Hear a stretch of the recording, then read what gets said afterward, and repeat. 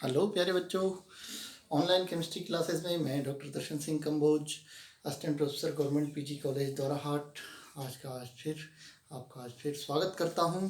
और आज हम केमिकल काइनेटिक्स के कुछ टॉपिक्स को फिर से कवर करेंगे जो कल रह गया था, डिटर्मिनेशन ऑफ order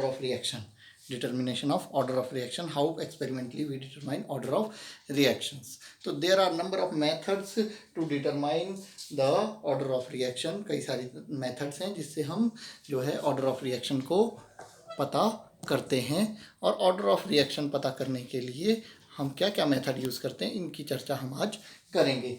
तो जो है पहली मेथड है इंटीग्रेटेड रेट इक्वेशन मेथड। पहली मेथड क्या है? Integrated rate equation method. In integrated rate equation method what we do, we use integrated rate equation for various orders. For example हम जानते हैं integrated rate equation zero order की क्या है? Methods of determining order.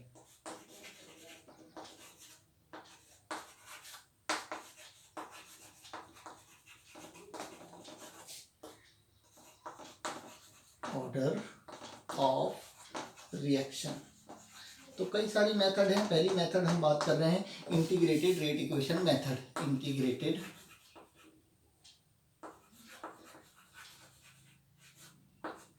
Rate equation method, ठीक है। तो integrated rate equation method कैसे यूज होती है, क्या करते हैं? तो इसके लिए हमें क्या चाहिए होता है, अलग अलग टाइम पे डिफरेंट टाइम इंटरवल्स पे रिएक्टेंट्स की कंसंट्रेशन पता कर लेते हैं। डिफरेंट टाइम इंटरवल्स पे रिएक्टेंट्स की कंसंट्रेशंस मतलब कि आपके कोई रिएक्टेंट है ए बी या वटेवर जो भी हैं, उनकी अलग अलग टाइम इंटरवल्स पे अगर हमें कंसंट्रेशन पता है, मींस टाइम t1 पे कंसंट्रेशन a1 है, टाइम t2 पे कंसंट्रेशन a2 है, और t3 पे a3, ऐसे बहुत सारे टाइम इंटरवल्स पे हम कंसंट्रेशन पता कर लेते हैं। In this method what we do, different time intervals पे जो है कंसंट्रेशन ऑफ रिएक्टेंट पता कर लेते हैं। अब हम क्या करते हैं, इंटीग्रेटेड रेट इक्वेशन यूज करते हैं। जैसे फॉर जीरो ऑर्डर आपकी इंटीग्रेटेड रेट इक्वेशन क्या होती है? ये होती है के equals to A not minus A upon T, ठीक है। A not minus A upon T. तो इनिशियल कंसंट्रेशन मान लीजिए this is T0, initial concentration थी। A1 आपकी A नॉट हो गई, T2 आपका जो हो गया वो A हो गया, और टाइम इन दोनों के बीच का टाइम गैप तो आप K निकाल लेंगे। ऐसे ही टाइम T3 पे A3 निकल गई, तो इन दोनों टाइम इंटरवल्स में आप K निकाल लेंगे। जिस भी आपका अगर K कांस्टेंट आ रहा है तो आपकी रिएक्शन जो होगी वो क्या होगी? जीरो ऑर्डर होगी। यानी कि दो टाइम इंटरवल्स में, पहला T0 से T2, फिर T0 से T3 या T0 से T4 A4, ऐसे पहले टाइम पे आपने कंसंट्रेशन देखी, दूसरे टाइम पे, तीसरे टाइम पे, चौथे टाइम पे कंसंट्रेशन आपने पता की, और फिर दो टाइम इंटरवल्स को पकड़ा, के की वैल्यू निकाली। फिर कोई दो अलग टाइम इंटरवल्स को लिया, के की वैल्यू निकाली।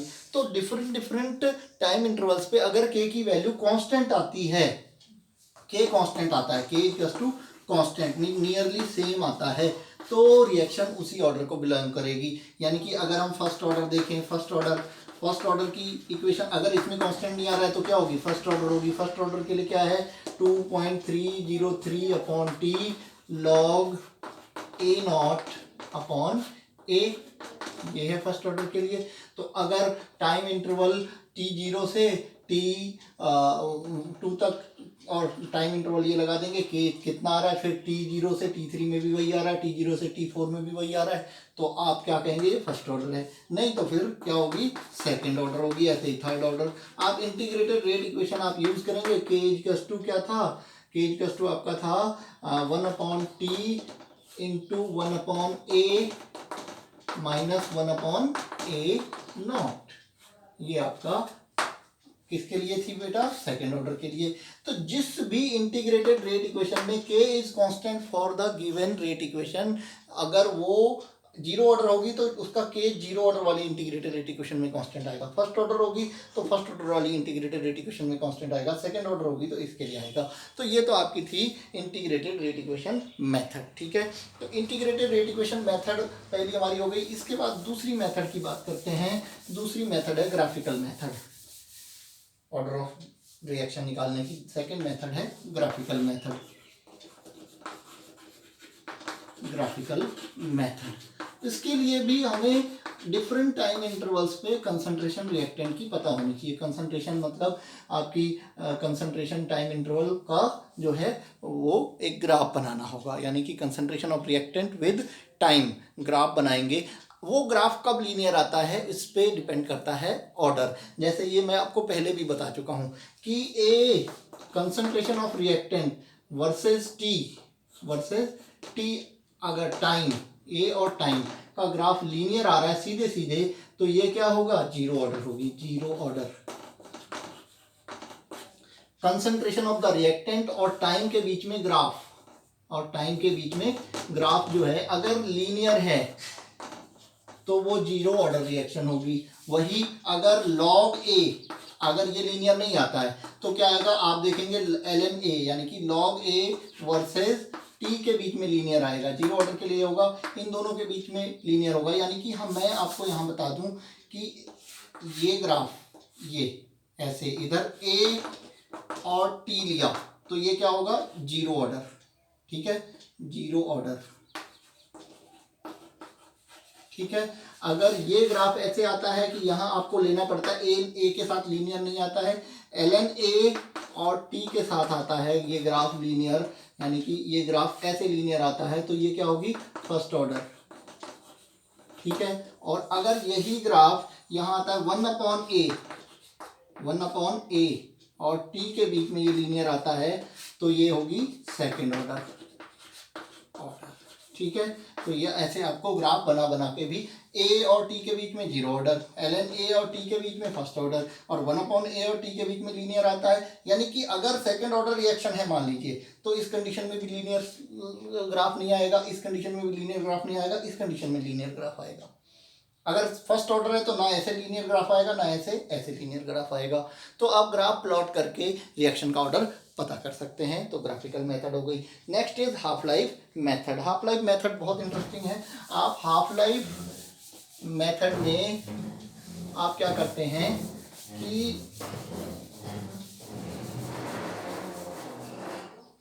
दो अलग अलग कंसंट्रेशंस पे हाफ लाइफ पता कर लेते हैं। दो अलग अलग कंसंट्रेशन पे, इनिशियल कंसंट्रेशन पे हाफ लाइफ पता कर लेते हैं, जिससे कि आपको ऑर्डर पता चल सकता है। जैसे देखें क्या, जैसे हमारा रिलेशन इनिशियल कंसंट्रेशन और हाफ लाइफ के बीच में T half life method. Third method is half life method. Half life method में हम यूज करते हैं हाफ लाइफ और इनिशियल कंसंट्रेशन का रिलेशन, यानी कि आप हाफ लाइफ पता करेंगे। T half is inversely proportional to a to the power n-1। ये मैंने कल प्रूव कराया था आपको। T half is inversely proportional to a to the power n-1। आपने एक टी हाफ निकाली, पहली initial a naught to the power, a naught मतलब इनिशियल कंसंट्रेशन, ठीक है। तो आपने इनिशियल कंसंट्रेशन कुछ ली और टी हाफ निकाला, फिर इनिशियल कंसंट्रेशन चेंज की, फिर टी हाफ निकाला। तो मान लीजिए कि पहले टी हाफ की वैल्यू जो थी, टी हाफ जो था वो इनिशियल कंसंट्रेशन A1 थी, टी हाफ 1, ये half life T1 half life, पहली हाफ लाइफ है A1 कंसंट्रेशन पे। ऐसे ही दूसरी हाफ लाइफ निकाल लेंगे आप A2 कंसंट्रेशन पे, T1 कंसंट्रेशन और A2, यानी कि T1 प्रोपोर्शनल टू 1/A1 की पावर n-1। ऐसे ही T2 प्रोपोर्शनल टू 1/A की पावर A2 की पावर n-1, ये होगा। अब दोनों इक्वेशंस को डिवाइड करते हैं। दोनों इक्वेशंस को डिवाइड करेंगे तो T1/T2 is equals to A2/A1 की पावर क्या हो जाएगी, n-1। देखिए ये अपॉन ये डिवाइड कर दिया। अब ये अपॉन ये होगा तो A2 ऊपर चला जाएगा, A1 नीचे आ जाएगा, और दोनों की पावर n-1 है तो दोनों की पावर लगा दी। अब इस इक्वेशन का हम लॉग ले लें, इस इक्वेशन का लॉग ले लें तो हमारे पास क्या आने वाला है, log T1 upon T2 equals to power आगे मल्टीप्लाई में आ जाएगी n-1 आगे मल्टीप्लाई में आ जाएगी log A2 अपॉन A1। ठीक है, ये आएगा। अब यहां से n-1 इक्वल्स टू क्या आएगा, n-1 इक्वल्स टू आएगा, ये अपॉन में आ जाएगा log T1 upon T2 divided by log A2 upon A1। मतलब देखिए क्या होगा, ये इसके अपॉन में आ जाएगा log T1 upon T2 upon log A2 upon A1। अब n इक्वल्स टू, n क्या है यहाँ ऑर्डर, तो n इक्वल्स टू क्या आएगा बेटा, n इक्वल्स टू आएगा, यहां से मैं इधर कर दे रहा हूं, n इक्वल्स टू क्या आएगा, n इक्वल्स टू आएगा, n इक्वल्स टू ये 1 इधर ले जाए तो प्लस हो जाएगा, 1 plus log T1 upon T2 divided by log A2 upon A1, log A2 upon A1। मतलब कि अगर आपको दो अलग अलग हाफ लाइफ दो अलग अलग कंसंट्रेशन पे पता हो, यानी कि इस कंसंट्रेशन पे हाफ लाइफ इतनी थी, इस कंसंट्रेशन पे हाफ लाइफ इतनी थी, ठीक है, तो आप ऑर्डर निकाल सकते हैं। जैसे पहली कंसंट्रेशन पे हाफ लाइफ इतनी थी, दूसरी कंसंट्रेशन पे भी हाफ लाइफ उतनी थी। जैसे आप जानते हैं फर्स्ट ऑर्डर रिएक्शन की हाफ लाइफ कंसंट्रेशन पे डिपेंड नहीं करती है, यानी कि कंसंट्रेशन कितनी भी हो, इतनी कंसंट्रेशन थी तो भी हाफ लाइफ उतनी, और दूसरी कंसंट्रेशन थी तो भी हाफ लाइफ उतनी ही। तो पहली कंसंट्रेशन पे भी हाफ लाइफ नहीं बदलेगी, दूसरी कंसंट्रेशन पे भी हाफ लाइफ नहीं बदलेगी। तो ये पूरा जीरो हो जाएगा, ये जीरो हो जाएगा, log 1 हो जाएगा ऊपर, log 1 जीरो ही हो जाएगा पूरा जीरो, तो n इक्वल्स टू क्या आ जाएगा 1। ये हाफ लाइफ उतनी, ये हाफ लाइफ उतनी, log 1 की value zero, zero divided by anything is zero, तो यहाँ जीरो हो जाएगा, तो n इक्वल्स टू क्या हो जाएगा 1। ऐसे क्योंकि हम हाफ लाइफ मेथड से, अगर आप एक हाफ लाइफ एक कंसंट्रेशन, यानी कि T1 हाफ लाइफ थी A1 कंसंट्रेशन पे, T2 हाफ लाइफ थी A2 कंसंट्रेशन पे, बस इतना साइज पता करना, दो हाफ लाइफ दो अलग अलग कंसंट्रेशन पे पता करनी है, और उन दो हाफ लाइफ की वैल्यू से हम उसका ऑर्डर निकाल सकते हैं। This is half life method, ठीक है। Next is Ostwald's isolation method. Ostwald's isolation method, ये सारी मेथड जितनी मैंने बात की अभी तक, ग्राफिकल मेथड और half life method, integrated rate equation method, ये सारी मेथड्स बेटा तभी तक काम करती हैं जब रिएक्शन सिंगल रिएक्टेंट की हो। सिंगल रिएक्टेंट मतलब ए टू प्रोडक्ट, ये वाली रिएक्शन हो, तब भी ये सारी मेथड्स काम करती हैं। लेकिन रिएक्शन ऐसी आ गई A plus B to product, इस तरह की रिएक्शन में आपकी ऊपर वाली कोई भी मेथड काम नहीं आएगी। क्यों नहीं आएगी?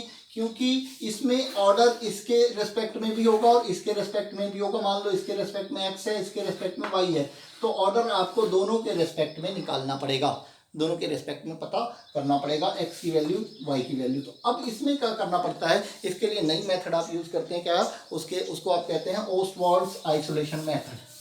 ओस्टवाल्ड्स isolation method, fourth one is Ostwald's isolation method. बेटा इस मेथड में आपको क्या करना है, दो रिएक्टेंट है, मान लीजिए बी टू प्रोडक्ट, तो आप क्या करते हैं कि इसकी कंसंट्रेशन इसकी कंसंट्रेशन फिक्स रखते हैं और रेट देख लेते हैं, यानी कि ए की कंसंट्रेशन आप देखेंगे, साथ में बी की कंसंट्रेशन देखेंगे, और यहाँ आप देखेंगे रेट, ठीक है। तो मान लीजिए इसकी कंसंट्रेशन आपकी, ये सीरियल नंबर, ऐसी टेबल हमें बनानी पड़ती है एक्सपेरिमेंट करके कि इसकी सीरियल नंबर पहले में आपकी इसकी कंसंट्रेशन x थी, या इसकी कंसंट्रेशन आपकी मान लेते हैं इसकी कंसंट्रेशन a थी, या x ही मान लेते हैं, इसकी कंसंट्रेशन x थी, इसकी y थी, और रेट आपका जो है रेट आपका z था, ठीक है। ये देख लेते हैं। अब हम इसकी कंसंट्रेशन चेंज करेंगे, इसको आइसोलेट कर देंगे, मतलब इसको कांस्टेंट कर देंगे, इसकी नहीं, इसकी 2x कर दी और इसकी y ही रहने दी। सेकेंड एक्सपेरिमेंट में इसकी डबल की, इसकी y रहने दी, और रेट पे देखेंगे क्या हुआ, रेट डबल हो गया, तो यानी इस पे डिपेंड कर रहा है। फिर हम क्या करेंगे, थर्ड एक्सपेरिमेंट में इसकी कंसंट्रेशन फिर नहीं बदलेंगे, इसकी x रहने देंगे, इसकी क्या रहने देंगे x, और इसकी कंसंट्रेशन 2y कर देंगे, और मान लीजिए ये z ही रह गया, तो इसका मतलब ये है कि जो रिएक्शन है उसका, इसको हम कभी इसको आइसोलेट कर दे रहे हैं, इसके इफेक्ट को खत्म कर दे रहे हैं, और कभी इसको आइसोलेट कर दे रहे हैं, इसलिए ओस्वाल्ड आइसोलेशन मेथड। तो इसमें हमें ये पता चला कि इसकी कंसंट्रेशन आपने डबल की तो रेट भी डबल हो गया, और इसकी कंसंट्रेशन आपने डबल की तो रेट वही का वही रहा, नहीं बदला। यानी कि एक्स एंड वाई इनकी कंसंट्रेशन पे रेट, वाई की कंसंट्रेशन पे रेट डिपेंड नहीं कर रहा है, और खाली ए की कंसंट्रेशन पे डिपेंड कर रहा है। तो इसके हिसाब से हम ऑर्डर निकाल लेते हैं। कैसे निकालते हैं, देखिए हम क्या करते हैं, इसकी कंसंट्रेशन पहली और इसकी कंसंट्रेशन दूसरी, इसकी रेट इसका rate to the power n कर देते हैं। जैसे हम क्या करते हैं, x अपॉन 2x, ठीक है, is equal to z upon 2z की पावर n। देखिए x x कट जाएंगे, z z कट जाएंगे, ठीक है।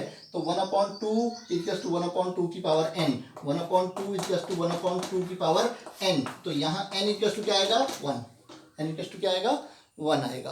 तो ऑर्डर इसके रेस्पेक्ट में क्या हो गया, a के रेस्पेक्ट में 1 हो गया, a के रेस्पेक्ट में ऑर्डर क्या हो गया, 1 हो गया, ठीक है। ऐसे ही हम देखेंगे किसके लिए, इसके लिए 1/2 और 1/1, तो 1/1 आपका 1 हो गया, ठीक है। तो जो है सॉरी ये n इधर आएगा, सॉरी ये n इधर आएगा, n इधर आएगा, n इधर आएगा, तो n इक्वल्स टू 1 हो जाएगा, ठीक है। तो अब देखें, इसको देखते हैं ये वाले को, ठीक है, दूसरे वाले को देखें तो y अपॉन 2y की power n equals to z upon z। देखिए यहाँ z, यहाँ y 2y, तो y कैंसिल, z कैंसिल, तो 1/2 की पावर n इक्वल्स टू 1, ठीक है। तो ये कैसे इक्वल होंगे, जब n इक्वल्स टू क्या रख दें, 0, something to the power 0 is 1, 1 equals to 1। तो यार 1/2 की पावर 1 होगी तो इसकी वैल्यू क्या हो जाएगी ना, 0 होगी तो इसकी वैल्यू क्या हो जाएगी, 1। तो ये n equals to 0 means y के b के रेस्पेक्ट में ऑर्डर क्या है, order with respect to a is 1, order with respect to b is 0। ऐसे आप ऑर्डर ऑफ रिएक्शन निकाल सकते हैं। This is Ostwald's isolation method. That's all for today. Thank you very much.